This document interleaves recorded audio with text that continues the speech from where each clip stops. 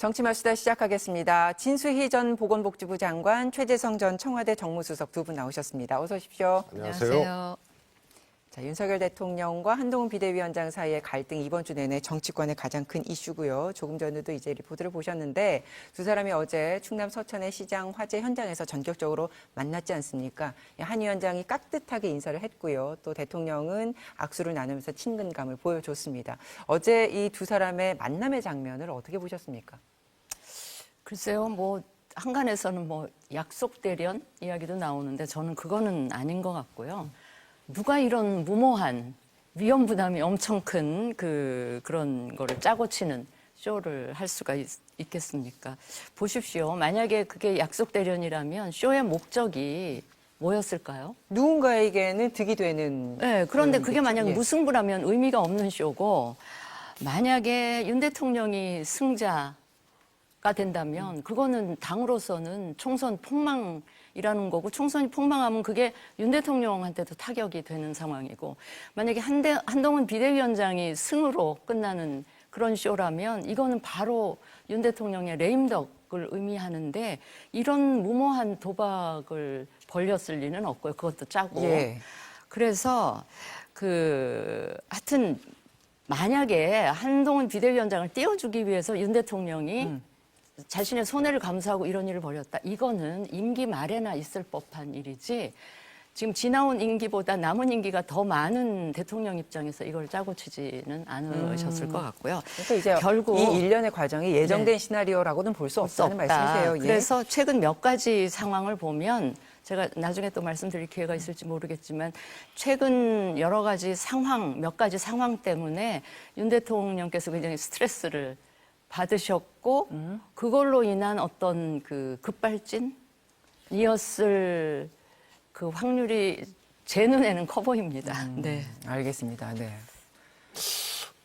약속 대련 같지는 않고요. 약속 대련을 했으면 뭔가 성과가 있어야 될 거 아니에요. 네. 근데 이게 장애하고 있는 게 두 가지거든요. 해결해야 될 게. 하나는 김건희 여사 문제예요. 그럼 약속 대련을 해서 이 문제를 어떻게 해결할 거냐. 그럼 없는 걸로 지나갈 거냐. 참 그리기 어렵거든요. 예. 그래서 약속 대련의 전제가 일단은 김건희 여사 문제는 그걸 약속 대련으로 어떻게 해결하지? 이 문제가 이제 하나 있고요. 또 하나는 여당의 비대위원장하고 대통령이 이렇게 갈등을 일으켰는데 약속 대련이냐 실전이냐라고 이런저런 얘기 자체가 있는 것이 미스테리하죠. 사실. 네.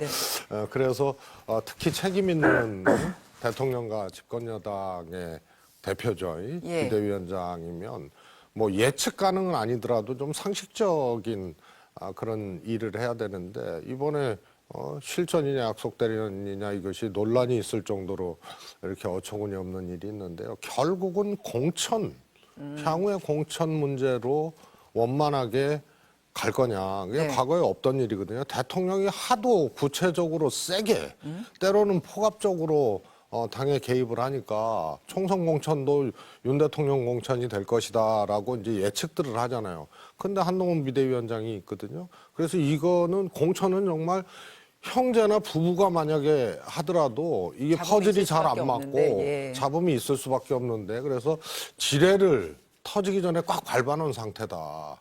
그래서 발 뛰면 터진다. 그게 김건희 여사하고 공천 충돌이다. 그러니까 이게 갈등이 이렇게 전면전 양상으로 가다가 만 이틀 만에 전격적으로 봉합이 되는 이런 분위기가 형성이 되면서 이게 정말 진정한 봉합이냐. 하지만 뇌관은 남아있다. 이제 이런 시각들이 있는데 수석님께서는 네. 뇌관이 여전히 남아있고 이거는 굉장히 일시적인 그냥 미봉책에 불과하다. 그렇습니다. 이렇게 보시는 거예요. 저는 전혀 봉합 아니고요. 그냥 그대로 존재하고 두 분 간에 그냥 만나셨어요. 그걸로 저는 아직은 진행되는 게 전혀 없는 것 같아 보여요. 근데 그 두 가지 사유라는 게 저는 김 여사 문제하고 공천? 지금 공천보다는 지금 당장은 예. 김경률 비대위원 거취. 거취 문제잖아요. 근데 그 두 가지가 사실은 어떻게 보면 동전의 양면처럼 하나로 묶여 있는 거예요. 김경률 비대위원 사퇴시키면 곧 김 여사 문제는 이제 없었던 일로 되는 것처럼 하는 시그널을 줄 수가 있기 때문에 네. 결국은 한동훈 비대위원장 입장에서는 김경률 비대위원을 사퇴를 시킬 수가 없죠. 그러면 그냥 꼬리 내리는 그냥 그 폐가 되는 이런 상황인데 그게 한동훈 비대위원장한테 개인적으로 주는 타격보다도 당 전체가 선거를 치를 수 없는 상황까지도 갈 수 있기 때문에 선뜻 그런 선택은 하기가 어려울 걸로 봅니다. 알겠습니다. 이제 남아있는 그 갈등의 불씨들에 대해서 지금 계속 언급을 해주고 계신데 어제 장면에 대해서 얘기를 조금 더 하고 그 부분 다루도록 하겠습니다. 서울로 복귀하는 저녁 열차에도 함께 이제 탑승을 했습니다. 이제 다른 참모들도 같이 있는 열차였기 때문에 사적인 대화라든지 뭐 구체적인 이런 갈등에 대한 언급이 있었을 수는 없을 것이다. 이렇게는 보이는데 한 위원장도 그래서 민생에 대한 이야기만 했다. 이렇게 공식적으로 확인을 해줬고요. 그러면서 대통령에 대한 존중과 신뢰는 변함이 없다라는 메시지를 밝혔습니다. 이건 발언의 의미를 어떻게 보세요? 뭐 이것도 양론이 있잖아요. 한동훈 위원장이 대통령과의 갈등에서 한동훈 위원장이 판정승할 거다. 또 하나는 결국은 한동훈 위원장이 무너질 거다. 못 버틸 거다. 이렇게 양론이 있는데요. 저는 열차 안에서 아무 말도 안 했을 것 같아요. 이것과 관련해서는 그렇습니다. 예. 두 가지 이유인데 첫 번째 이렇게 중대한 사안이 벌어졌는데 꼭 그 화재 현장에서 만나서 그거는 약속 대령 같아요. 거기서 만나기로 한 거는. 그런데 무슨 얘기를 나눌 수 있냐. 본질에 대한 문제가 해결이 안 됐는데. 그래서 장소와 방법도 본질적인 문제를 해결하기 위한 장소와 방법이 아니에요. 따로 만났으면 몰라도. 그래서 민생 얘기도 아니고 아무 말도 안 하고요. 그냥 뭐라 그럴까요? 어색한 침묵에. 그리고 아무 말도 하지 않았다고 열차 타고 왔을 것 같은. 그래서 아, 예. 해결할 수 있는 내용도 장소도 때도 저는 아니었다고 봐요. 그럴 리는 만무하고요. 민생 얘기 했겠죠. 왜냐하면 재난 현장에서 바로 이동하는 그 시간이었기 때문에 네. 그 재난 현장 지원과 관련한 실무적인 얘기도 했을 거고 최근에 대통령께서 왜 민생 토론회 시리즈를 하고 계시잖아요. 거기다 이제 명절 전이고 해서 뭐 그런 것과 관련된 당에서의 그 지원책 같은 거 요구하고 그랬을 수가 있는데 저는 서울역에서 내리면서 네. 한동훈 위원장이 왜 기자들에게 한 말씀 있잖아요. 네, 그 얘기가 대통령에 대한 존중과 신뢰는 예. 변함이 없다. 그리고 민생 얘기만 했다. 예, 그리고 이제 그 워딩하고 그 만난 현장에서 왜 폴더 인사, 90도 인사 한 거 갖고 또 막 그 해석을 많이 이렇게 저렇게 하시더라고요. 그래 네.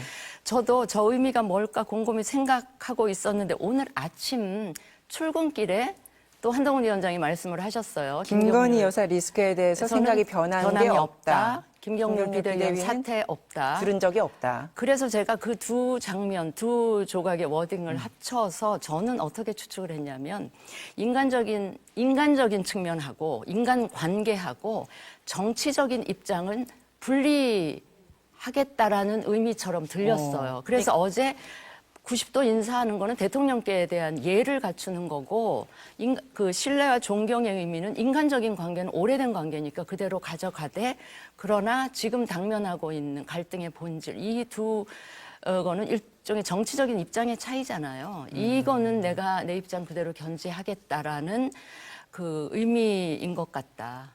그러니까 어제의 들었어요. 발언과 오늘의 네. 발언은 완벽하게 이제 분리해서 봐야 되는 거고 네. 앞으로 정치적인 나의 입지는 기존과 크게 다르지 않게 나는 갖고 가겠다라고 표명을 했다. 네. 한동훈 위원장이 저는 이제 이렇게 그렇게 보시는 받아들였어요. 거예요. 네. 그리고 결국에는 이 갈등 국면이 어제의 그 만남에 어떻게 의미를 부여할 것인가에서 어제의 만남은 사실상 아무 의미가 없다. 지금 두 분은 그렇게 보시는 거예요?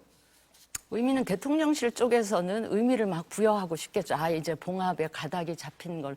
왜냐하면 어제 그 현장에서의 만남이 이루어지는 과정도 언론에 밝혀진 거 보면 대통령 쪽에서 일정을 조정해 가면서 한동훈 위원장 시간하고 이렇게 맞추신 거잖아요. 그거라든지 왜 어제 대통령이 입으셨던 패딩에 대한 것까지도 막 언론에 풀을 했어요. 옛날에 한동훈 위원장과 같이 일할 때 입었던. 그러니까 그걸 상기시키면서 두 사람은 이제 거의 이제 그 한 몸이고 원팀이다. 이런 거를 강조하는 이런 걸로 봐서 사랑하는 연인이 헤어졌는데 더 적극적으로 구애하는 쪽이 이제 급한 쪽이잖아요.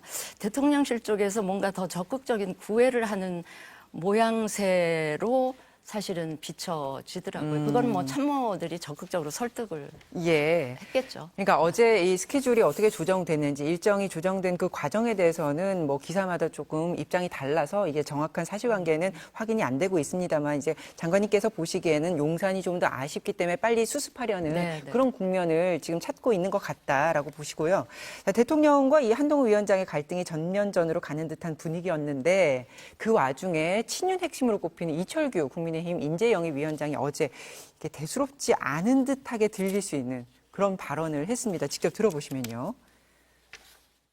소통하는 과정에 조금씩 오해가 있었던 것 같습니다. 그렇지만은 그런 오해는 금방 풀리고 또 바로 국민과 당원들을 생각하면은 전혀 긍정적으로 잘 수습이 되고 또 봉합이 되리라 믿어 의심치 않습니다. 당무 개입이라고 하는데요. 제가 아는 한은 대통령께서 직접 당무 개입하신 거 없습니다. 없고 우려를 전달하는 과정에서 아마 소통에 문제가 있었던 것 같습니다.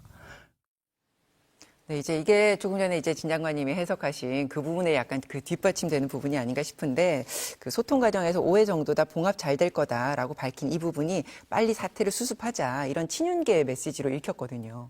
어떻게 들으셨어요? 가운데 이렇게 낀 사람들 아주 죽을 맛일 거예요. 네? 이철규 의원도 사실은 저 선택한 이제 워딩에서 선택한 단어들을 보면요. 이게 이제 해결이 됐잖아요. 만약에. 네. 그러면은 그 전에 이게 이 본질과는 다르게 이상하게 소통 과정에서 튄 거고 지금은 더할 것도 뺄 것도 없이 아무런 문제 없이 다 해결이 됐다.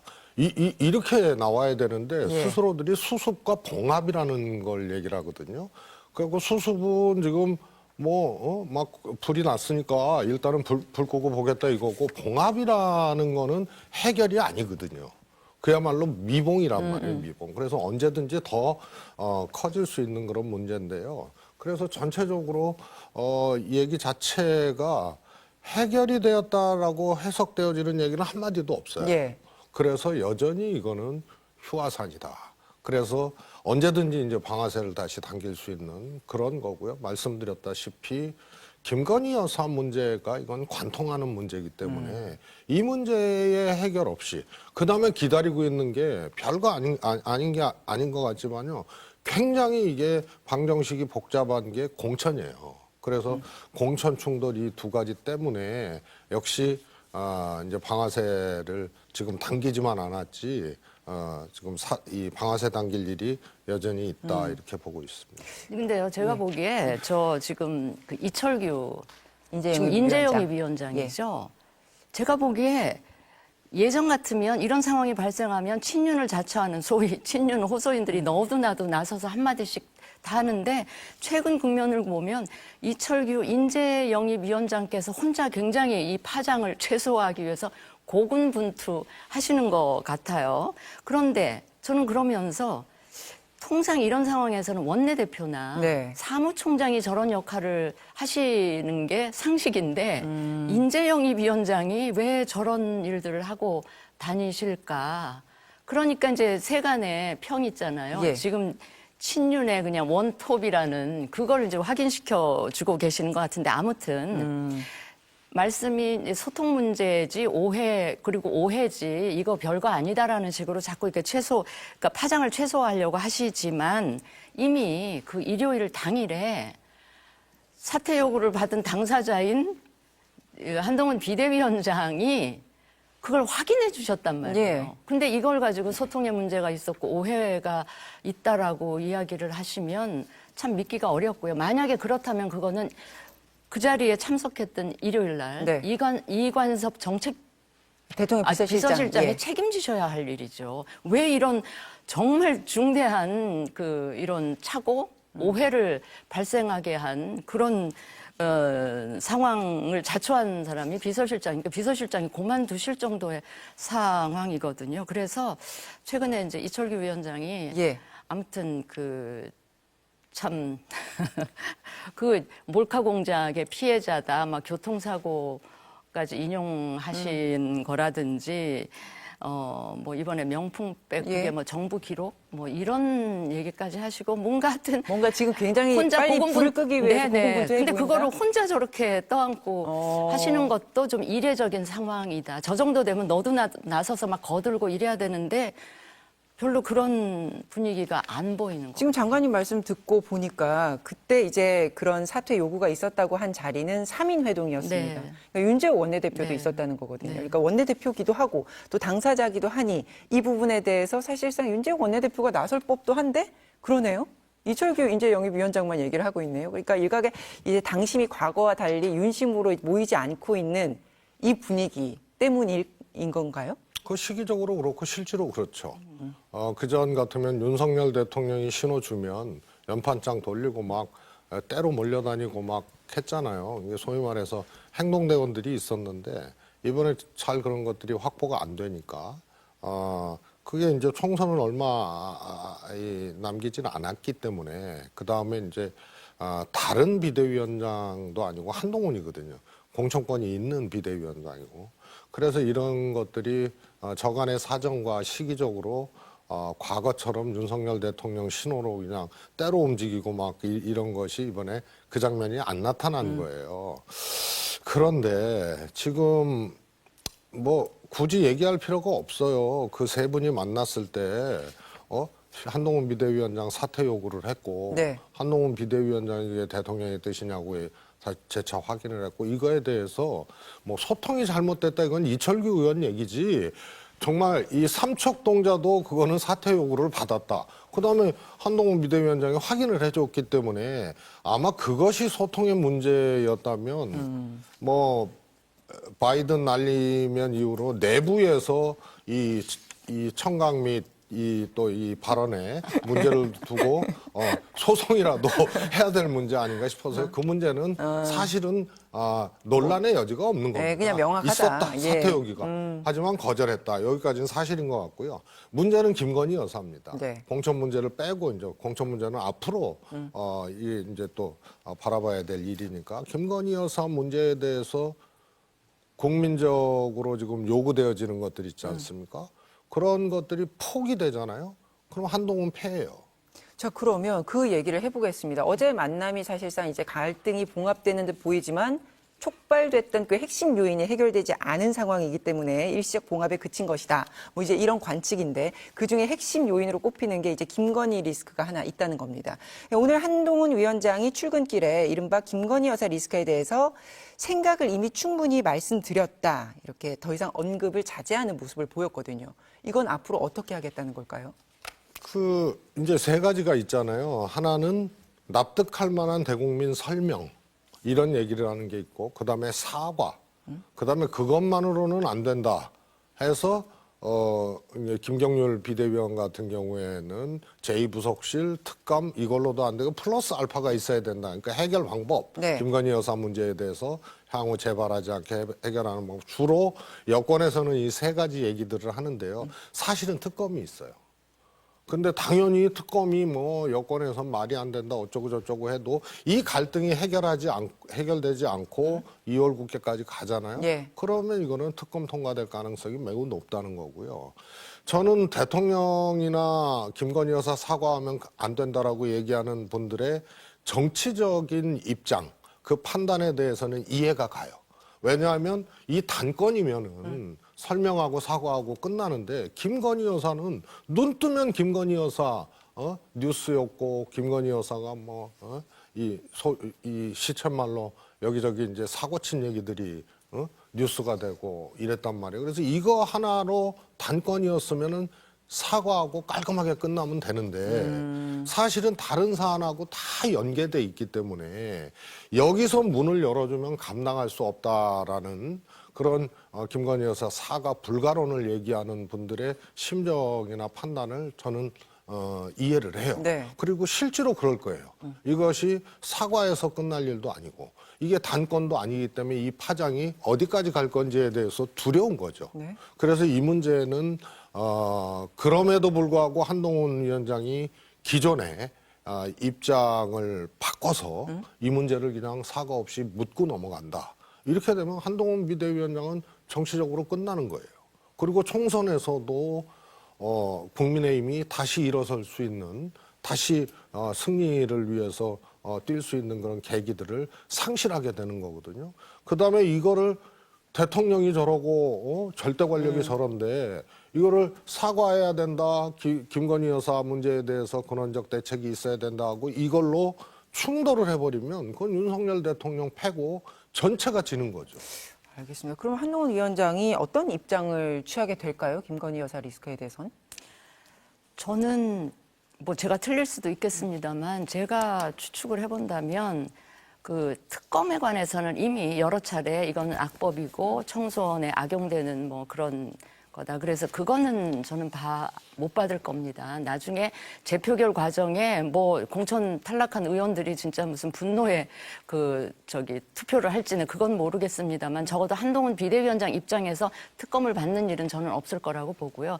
그런데 이 명품백에 관한 그게 해명이 됐든 사과가 됐든 김건희 여사 쪽에서의 무슨 액션이 뒤따르지 않는다면 이 한동훈 비대위원장은 김경률 비대위원과 함께 이 지금 뭔가 국민 눈높이에 맞는 거가 있어야 된다는 그 입장을 계속 견지를 할 것 같고요.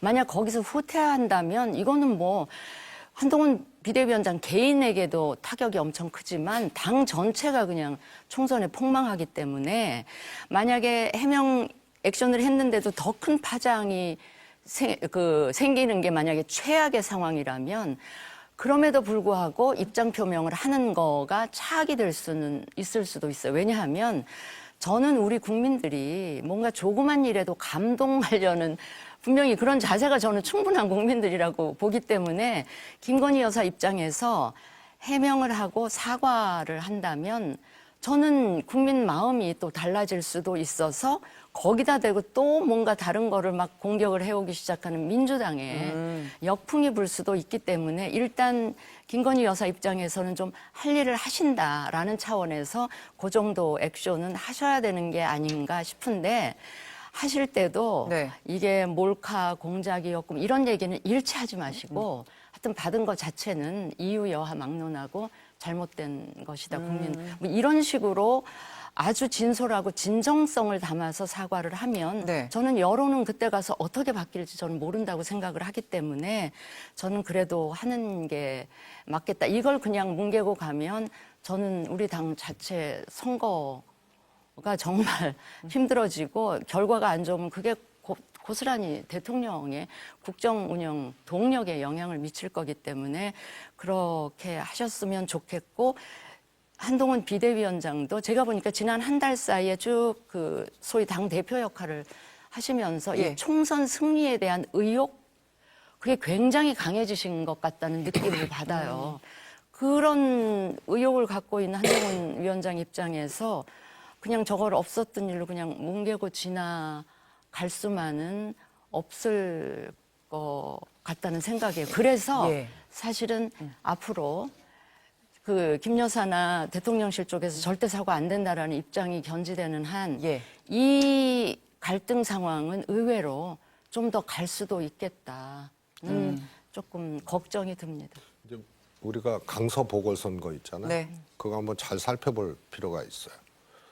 아마 국민의힘도 그렇고 대통령 참모들도 그랬을 거예요. 정무수석이라든가. 거기에 김태우를 사면시키고 그리고 바로 공천을 해? 아마 생각지도 못했을 거예요. 그래서 이거 대통령 사면 대통령 공천이라는 거거든요. 그러면 이 시각 차이는 어디서 올 거냐. 네. 제왕적 대통령제에서 대통령은 하여튼 그 구중궁궐에 있으면은 약간 이 조금 이렇게 일탈을 하게 되고 정상적인 뭐 판단이나 사고 이런 것들이 점점 더 어려워진다. 이게 이제 하나의 정설처럼 돼 있잖아요. 예. 그런데 전두환 노태우 두 분이 혁명 동지 아니에요. 자기들 말로는. 예. 그런데 참모도 다르고 생각도 좀씩 달라요. 근데 한동훈 비대위원장은 지금 얼마 안 됐지만 당에 와 있거든요. 그래서 정치적 사안이나 현안 문제를 보는 시각이 대통령하고는 너무 다른 거예요. 이 문제가 어떻게 해결될 수 있겠냐. 네. 그러면은 대통령이 다른 사람의 얘기도 경청하고 예. 또 자신이 막 누르듯이 그렇게 오더하고 막 이렇게 휘두르고 이런 스타일이 아니라면 방법을 찾을 수가 있어요. 자, 그러니까 이제 용산이 일반적인 국민들의 그 눈높이와는 지금 상당히 거리가 있는데, 하지만 한동훈 비상대책위원장은 이제 당의 대표로 와 보니 이제 정무적인 감각으로서 이건 반드시 해야 된다는 거잖아요. 김건희 여사 리스크에 대해서 반드시 용산에서 어떻게 입장 표명을 하고 넘어가야 된다는 그런 판단이 선 것이고, 그러면 그 부분에 있어서 대통령실이 움직일 수 있게끔 역할을 할 수 있을 거라고 보세요? 그게 불가능하다고 봐요. 왜냐하면 아까 강서 보궐선거 얘기했잖아요. 그건 일반 국민의 시각이 아니고요. 여권 내에서도 김태호 사면하고 김태호 공천 이거는 아마 생각지도 못했을 거예요. 그런데 대통령이 해내잖아요. 그래서 이 차이, 이것을 과연 한동훈 비대위원장이 극복할 수 있을 것인가 불가능하다고 저는 보는 거고요. 예. 그리고 아까 왜 특검이 통과될 것이다 얘기를 했냐면 한동훈 비대위원장은 특검에 대해서 선을 분명히 걷죠. 예. 이거는 총선용 악법이다라고 선을 걷어요. 그런데 문제는 야당도 그렇고 특히 집권당은요. 공천에 떨어진 사람도 관리하고 조정하고 안내하고 뭐 이런 일도 있고요. 일종의 이제 통제력 내지는 조정 능력이 딱 작동을 하는 건데 대통령과 비대위원장이 해결이 안 되고 이런 식으로 충돌해서 총선 앞두고 여러 가지 이해와 여러 가지 예민한 사안에 다 봉착해 있는 사람들이 대통령과 비대위원장이 충돌을 해요. 그러면 이게 여당의 통제력이나 조정 능력이 상실되는 겁니다. 그게 야당보다 더 심해지는 거예요.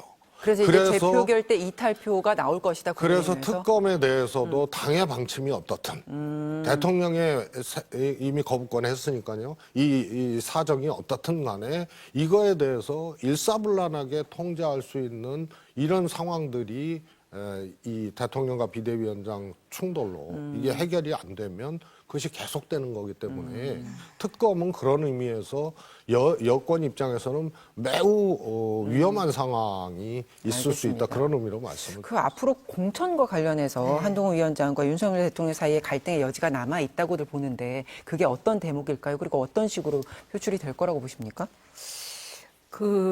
보면 제가 좀 취재한 바에 따르면 대통령이 최근 받은 몇 가지 스트레스 중에 하나가 뭐냐면 용산 출신 출마 예정자들이 뭐 수십 명, 뭐 50명 가까이 된다고 알려져 있잖아요.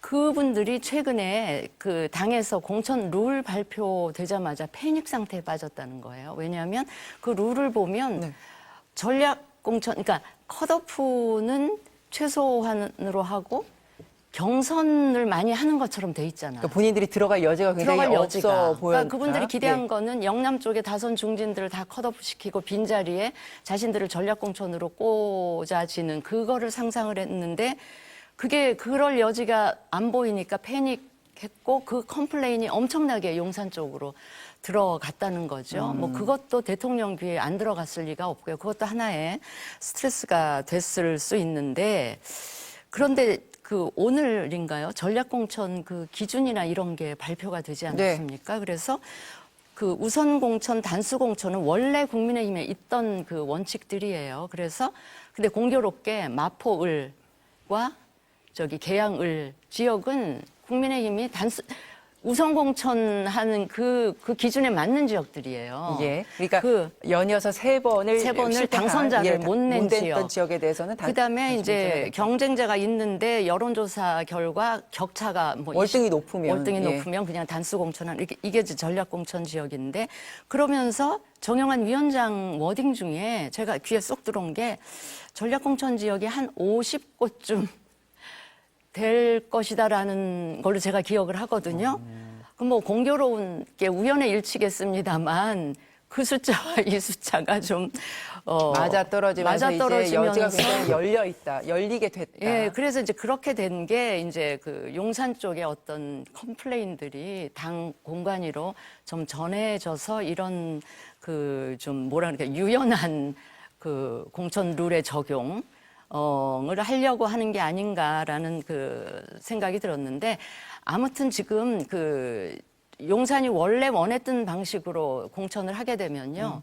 국민의힘은 확장성이 없어요. 그건 누가 가도 당선이 뻔한 지역에 그냥 용산 출신 다 꽂고 서울 지역에는 아무도 안 가는 이런 상황이 되면 의석수의 변화가 없거나 더 쪼그라드는 상황이 되는데 이거를 총선 승리에 의혹이 굉장히 생긴 한동훈 위원장 입장에서는 그거 선선히 수용하기가 또 쉽지는 않을 것 같아서 네, 뭐, 그런 예. 상황에서 조금 더 갈등이 있을 수가 있다. 생각을 알겠습니다. 합니다. 예. 지금 김경률 비대위원을 마포를 해서 한동훈 비대위원장이 손들어줬단 말이에요.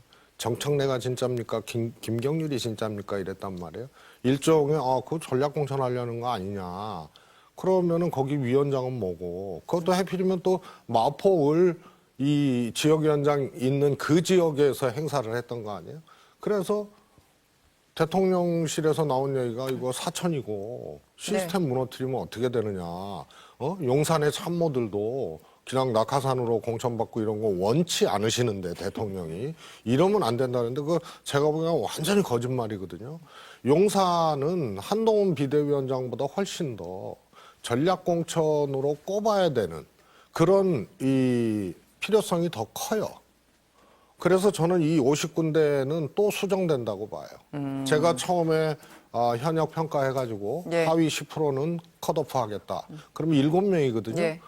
그래서 문제는 이 50군데가 원외하고 현역하고 이게 섞여 있는 50군데 발언이거든요. 국민의힘 공관위원장. 근데 원외는 아무 소용이 없는 게 지금 국민의힘이 최소 의석이잖아요. 네.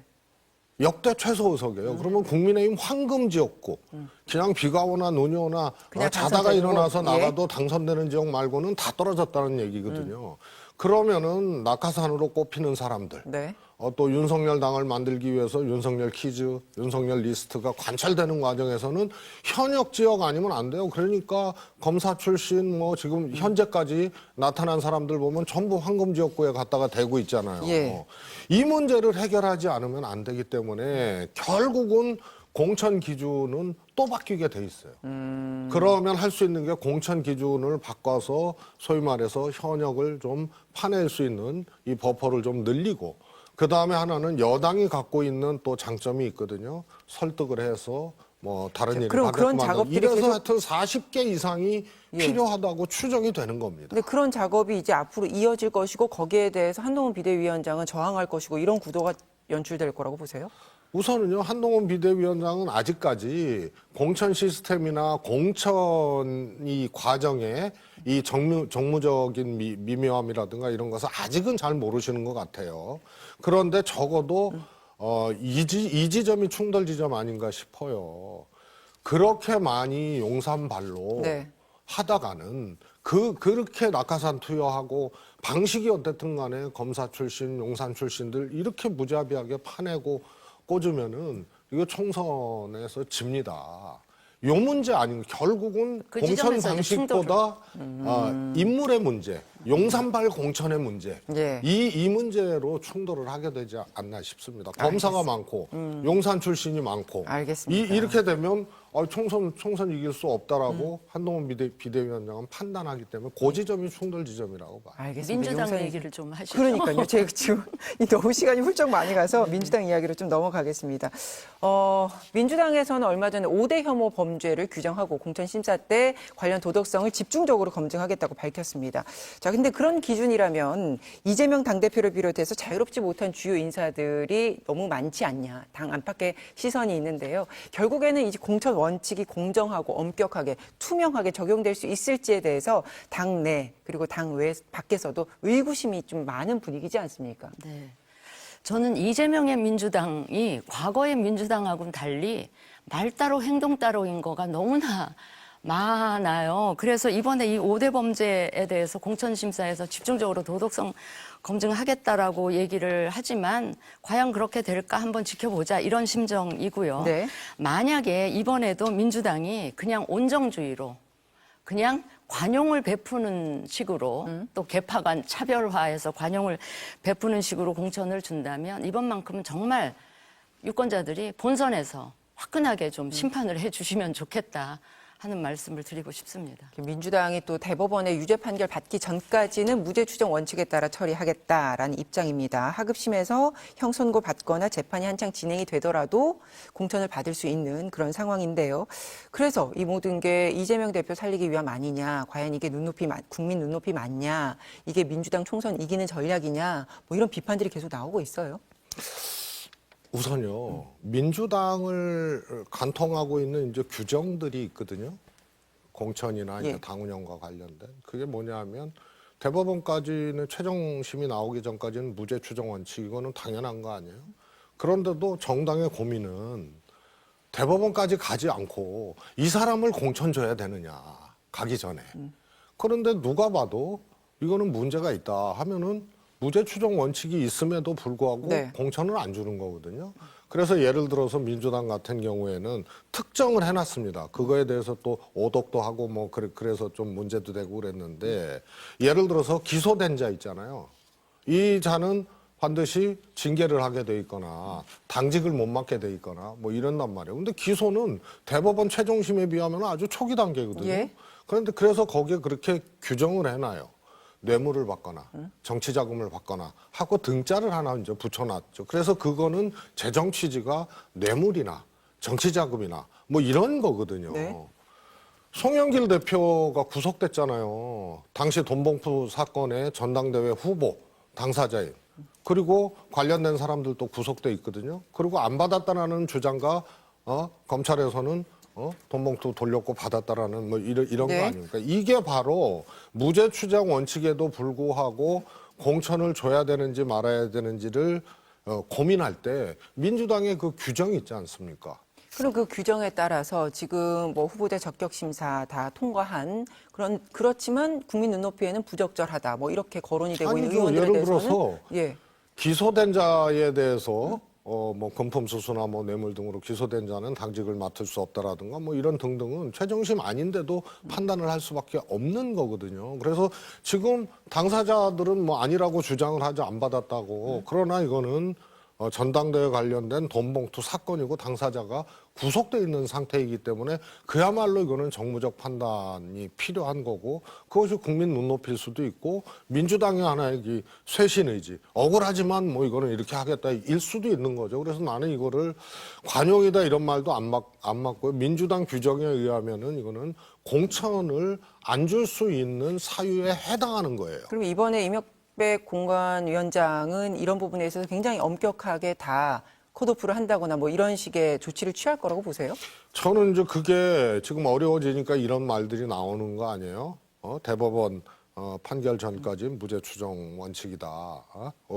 원칙에 따라 처리하겠다. 뭐 네. 이런 얘기가 지금 나오는 게 통상 그렇죠. 처음에 막 공천 심사위원장 되거나 뭐 또 혁신위 같은 거 할 때는 막 법적인 문제에 충실해서 이런 경우는 뭐 용서하지 않겠다, 용납하지 않겠다 뭐 이러거든요. 그런데 굉장히 고난도의 정무적 작업 아니에요. 네. 그러다 보면은 나중에 이 정치권에 처음 들어와서 공관이라거나 혁신이 하는 분들이 이건 정무적 판단에 의해서 이렇게 해서 본인들이 말한 기준을 또 막 흐트러뜨리는 경우들이 있는데요. 민주당도 지금 그런 게 우려가 돼요. 그러니까 정당에서 하는 결정 중에는 예외가 너무 많고요. 이미 정해진 기준과 원칙이 있어도 거기에 예외가 너무 많고, 공관위 회의 열릴 때 당의 사무총장이나 그 당연직 위원 한 사람이 이거는 당의 정무적 판단이 필요한 지역이고 인물입니다. 이 한마디면 다른 위원들이 그냥 입 다물고 그냥 그대로 두드리는 게 그동안의 관례였어요. 그러니까 지금 아마 공천 룰, 시스템 공천 룰이라고 양당이 다 만들어져는 있지만 이걸 적용하는 과정에서 무수히 예외가 나올 수가 있고 또 정무적인 판단이 적용되는 경우가 있을 수가 있을 겁니다. 그래서 네. 이제 파열음이 나오고 아마 그러지 이게 않을까. 공천에 이제 시동이 걸리면서 또 계파 갈등도 본격화하고 있지 않습니까? 이른바 친명계 의원들은 비명계 의원들의 지역구에 연달아 총선 출사표를 던지고 있는데, 이제 이 부분을 두고도 지금 문제가 불거지고 있고, 또 일각에서는 친문 대 친명, 이 대립 구도도 단편적으로 드러나고 있다. 뭐 추미애 전 장관이 어제 페이스북을 통해서 임종석, 노영민 전 의원들의 출마를 반대한다, 이런 글을 남긴 것을 보고 또 그런 해석도 나오고 있고, 이 갈등들이 이제 정말 본격화되지 않겠냐, 이런 시각에 대해서는 어떻게 보십니까? 저는 오히려 그러니까 친명, 이재명 체제와 또 그 반대쪽 이렇게 조금 정의하고 싶어요. 너무 복잡하잖아요. 친명, 비명, 친명, 반명, 친명, 친문 뭐 이렇게. 친명과 그 외. 네. 그리고 과거 친문, 현재 친명 뭐 이렇게 복잡한데요. 그래서 친명과 다른 정치 정치인들이라고 하면은 이게 국민들 눈에 실제로 그렇게 된 것 같다. 실제로 그렇게 되네? 친명들이 비명, 반명, 친문 지역에 그냥 스스로 자격을 자체해서 나가네? 그리고 공교롭게 그렇게 됐네? 그리고 공천 과정에서 자격심사도 친명은 자격 없는 것 같은데 통과되고 비명, 반명은 자격심사가 공천심사도 아니고 면접도 안 보고 기본 자격심사인데 여기서 비명을 자르네? 뭐 이래서 이 프레임이 맞다. 친명과 이 비명 저격 프레임이다. 이렇게 되면은요 엄청난 국민들이 이 지적을 하고 비판을 하는 거예요. 그래서 그런 것이 정무적으로 작동이 돼서 조정도 하고 또 통제도 하고 네. 이렇게 가야 되는데 지금 민주당이 그걸 안 하고 있다는 거예요. 자, 그러면 이제 공천을 남기고 가장 큰 숙제가 이제 그런 부분이라고 짚어주셨는데 잠시 후에 이명배 공관위원장이 저희 스튜디오에 출연을 하시니까 직접 그 부분 어떻게 해결을 하실지 여쭤보도록 하고 시간이 거의 다 돼서 이 부분 짧게 한 말씀. 예. 민주당의 자객 출마에 대해서 꼭 제가 한 말씀 드리고 싶은 게 보통 자객 공천이나 표적 공천은 당대당 경쟁에서는 많이 활용되는 그런 건데 네. 지금 민주당 내에서는 자객 출마라는 게 막 그냥 우후죽순격으로 너도나도 친명을 자처하는 그 현역 의원들이 비명 현역 의원들 지역구에 가서 이렇게 막 자객 출마를 하잖아. 이거 굉장히 기형적이고 비상식적이고 당내 통합을 저해하는 이 출마 행태인데 이거에 관해서 이재명 당대표가 업무 복귀 일성으로 통합을 얘기하셨지 않습니까? 이거를 이재명 대표가 나서서 이 부분을 단호하게 만류하거나 뭔가 당 차원의 제동 장치를 마련하는 게 저는 필요하다고 생각이 됩니다. 당대표가 직접 나서야 된다. 네, 네. 당연히 나서야죠. 그 다음에 특히 혁신회의. 근데 당대표가 나서서 충분히 이제 메시지 통합에 대한 거 그리고 뭐 당에 이렇게 위해가 될 수 있는 그런 행동들 뭐 하지 마라 이런 메시지는 계속 나오고 있는데 결국에는 그 메시지의 줘야죠. 문제가 아니고요. 불이익을. 정치적 행위, 정무적 행위로 하는 거예요. 4년 전에도 그랬어요. 아주 대표적인 게 금태섭 의원 지역구에 네. 정봉주 의원이 출사표를 던져서 경선하겠다 그런 거 아니에요? 그때 문재인 청와대 출신도 안 되고 정봉주도 안 된다. 김남국도 안 된다. 그러니까 셀럽도 안 되고 소위 말해서 청와대 출신도 안 된다. 왜냐하면 금태섭 반문의 대표 주자고. 그런데 그게 총선 앞두고 통합을 해치는 하나의 상징적인 지역이 돼서 예. 그런 게 이제 정무적 작업으로 돼야 되는데 지금은 방치하고 있는 거죠. 더더군다나 그 혁신회의 있지 않습니까? 네. 그 사람들도 출마할 사람들이 대부분이에요. 알겠습니다. 이 사람들은 개딸들하고 또 달라서 통제나 정치적 정무적인 작용을 하면은 예. 이 효과가 발휘될 수 있는 사람들이에요. 근데 그냥 놔두잖아요. 그래서 이거는 대표가 직접 나서 조금, 굉장히 구체적으로 어떤 가이드라인을 명확하게 제시를 해야 된다. 말뿐이 아니라 제동 장치 자체를 움직이는 아예. 거죠. 그렇게 대표가 움직여야 되는 거예요. 누굴 시키든 본인이 하시든지 이거 전체가 공천 과정이에요. 알겠습니다. 그것도 공관위원장에게 네, 물어보도록 하겠습니다. 오늘 정치마스터 여기까지 하죠. 고맙습니다. 네. 감사합니다.